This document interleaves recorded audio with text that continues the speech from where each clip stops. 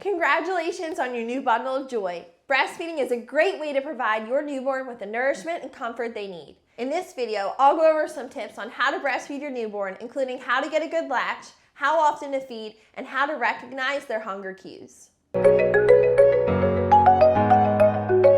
Hey everyone, and welcome to the Passable Parent channel. My name's Morgan. I've been a pediatric nurse specializing in early childhood development for the past decade. I'm also a mom of 2 wonderful children.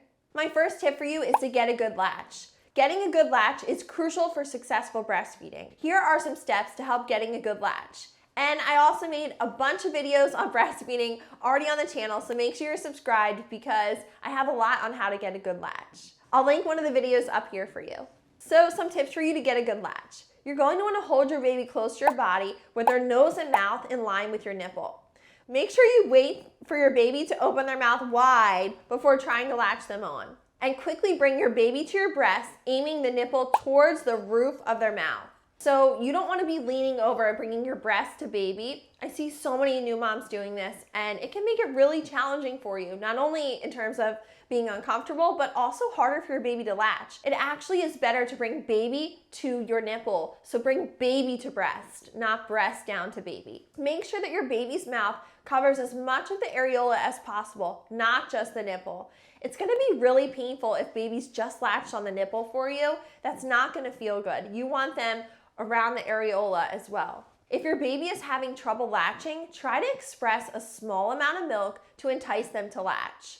So when I say hand expression or expressing milk first before getting baby to latch, you're going to want to gently squeeze not the nipple, but sort of the areola and the tissue around the nipple. Gently squeeze it to let some milk out, and then you can sort of wipe that on the tip of baby's nose or above their upper lip while it's still on your nipple to entice them to get that latch and open that mouth nice and wide to latch onto your breast.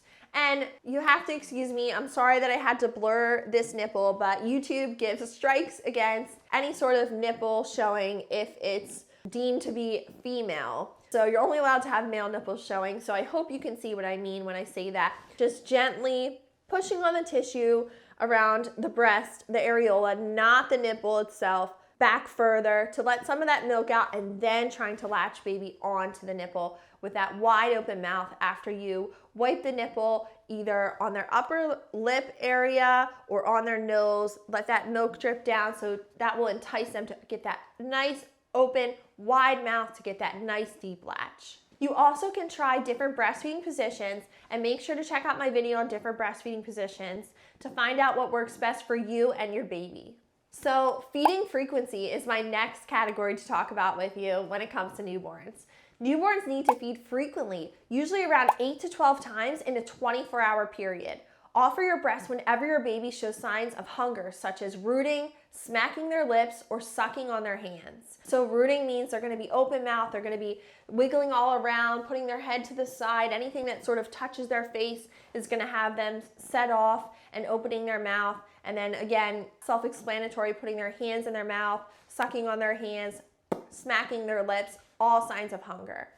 I talk about hunger cues because it's really important to recognize these hunger cues so you can quickly offer your breast before your baby becomes too fussy or upset. Once they start crying, getting red-faced and really worked up, it can be really hard to latch baby onto the breast. Crying, which is a late hunger cue and should be avoided if possible. I also want to make note not to get discouraged if your newborn baby starts to lose weight. Remember, it's normal for newborns to lose up to 10% of their birth weight in the first week of life.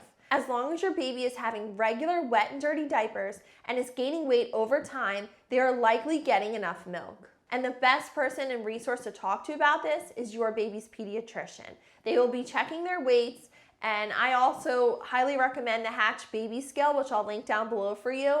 It's a changing pad scale, and it lets you keep track of your baby's weights. But again, it can be totally normal for your baby to come home from the hospital and lose some weight from their birth weight. Most pediatricians are just really happy to see if your baby is back up to birth weight by 14 days old or 2 weeks old. But again, your pediatrician is the best person to monitor your baby's weight, and they will tell you if they have any concerns. Breastfeeding a newborn can take some practice, but with time and patience, you and your baby will find out what works best for you. Remember to get a good latch, off to your breast frequently and recognize your baby's hunger cues. And if you're struggling with breast pain or figuring this all out, I'll make sure to link my top favorite products down in the description box below for you when it comes to breastfeeding. And don't hesitate to reach out to me and subscribe to the channel or to a lactation consultant or other healthcare provider if you have any questions or concern. Thank you so much for watching. Again, make sure you're subscribed so you don't miss out on all my videos on breastfeeding and how to give your baby the best start possible. And I wish you the best of luck in your breastfeeding journey.